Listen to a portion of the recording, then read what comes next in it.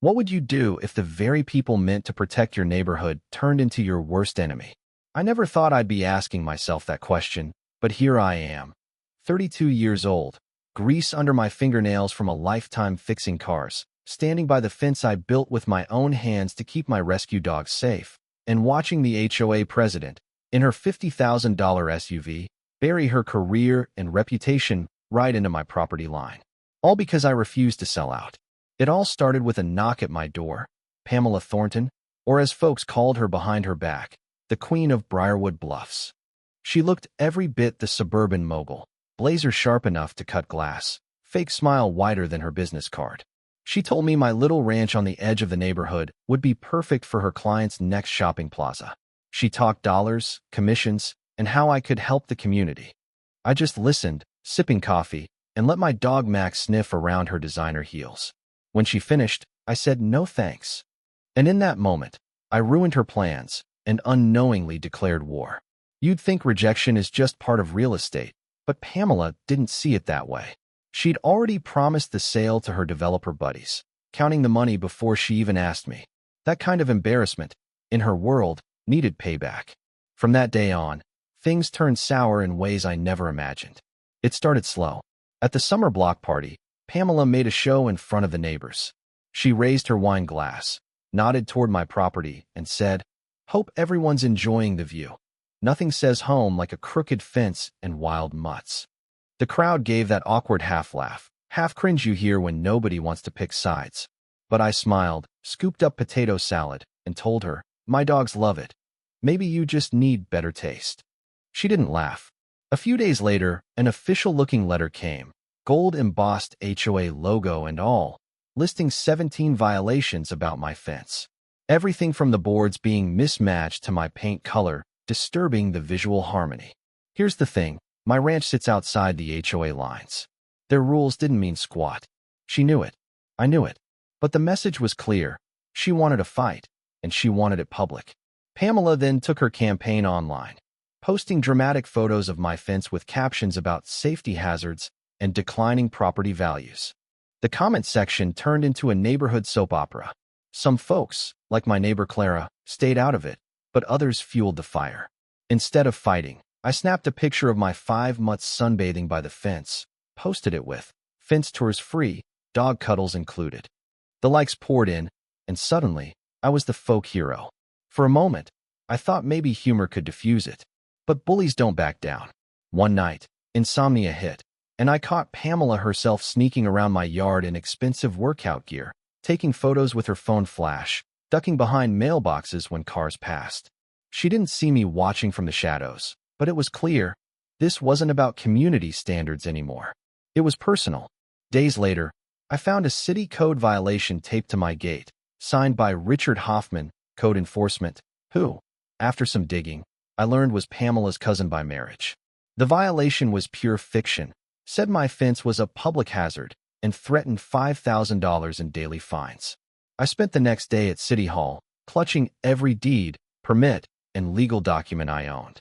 Jessica, the clerk, who remembered me from high school, looked embarrassed as she read through my case. "You're up to code," she whispered, stamping void across the ticket. "Pamela's got pull, but she can't touch you here." But she warned me, she won't stop. Sure enough, harassment escalated. Vandalism, bogus complaints, and finally, graffiti. One morning, "Dog Killer" was spray-painted in red across my fence. I'd seen the same cans in the back of Pamela's white SUV at the grocery store. That was her line in the sand. I installed security cameras, knowing she'd be back.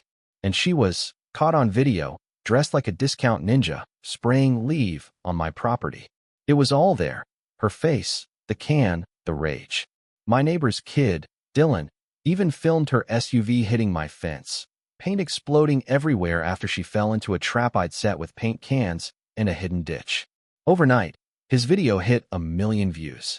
Karma Paint Edition, the internet called it. The crowd finally saw her for what she was. But Pamela wasn't done. She called in a bogus police report, claimed my dogs attacked her, got animal control to show up. Marcus, the officer, shook his head, patted my dog Max, and said, "These are the most dangerous things in your yard? Maybe if you're a tennis ball." Still, the fear stuck with me. If she'd gone that far, what wouldn't she do next? Then she tried to sabotage my fence, caught on camera loosening posts so the dogs could get out, and she could call them dangerous. Each bolt I tightened that night was a promise. She wouldn't win. But her next move was as predictable as the sunrise. Every night, she'd park under a broken streetlight, watching my house, waiting for a mistake. So I set the trap. I dug a shallow ditch right where she parked, covered it just enough, and rigged 3 old paint cans under pressure pipes. One red, one blue, one yellow. When she pulled up, her tires dropped. The SUV slid, paint erupted everywhere. On the car, on her, on my reinforced fence. She stumbled out, screaming, covered head to toe in rainbow streaks. Dylan caught it all on video. I played dumb, asked, "Everything okay, Pamela?" When the cops arrived, it was clear who the trespasser was, and the paint on her hands matched the cans found in her trunk. At the emergency HOA meeting, the mood had shifted. Residents stood up, shared their own stories of Pamela's intimidation. Years of bottled frustration exploded. Clara led a vote to remove Pamela as president. It was unanimous.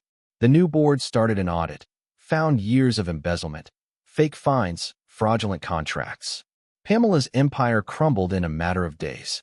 But she still had one last card, a forged document, supposedly from the 1940s, granting her developer friends an easement through my land. Her lawyer tried to spring it in court, but my neighbor Walter, victim of her scams years before, had kept forensic reports proving her documents were fake. When the evidence came out, the county struck down her claims, Hartley Development abandoned the project, and Pamela was arrested for fraud, embezzlement, and conspiracy. Her white SUV, still streaked with faded paint, sat impounded, a monument to poetic justice. 6 months later, I hosted the first neighborhood barbecue at my ranch. My fence, painted red, blue, and yellow, turned her vandalism into a badge of victory. Clara led the new HOA with real transparency. Neighbors actually waved, and the developer's for sale sign rusted on Pamela's old lawn. As the sun set, I read my dad's letter one more time on the porch. "Stand tall, son. Justice comes to those who wait and fight."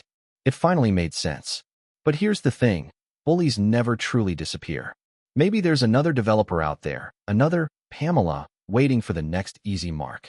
What would you do if the people meant to protect you turned against you? Would you fight back or walk away? Let's hear it.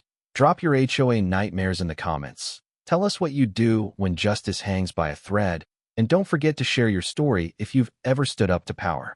After all, sometimes karma just needs a push and maybe a little paint.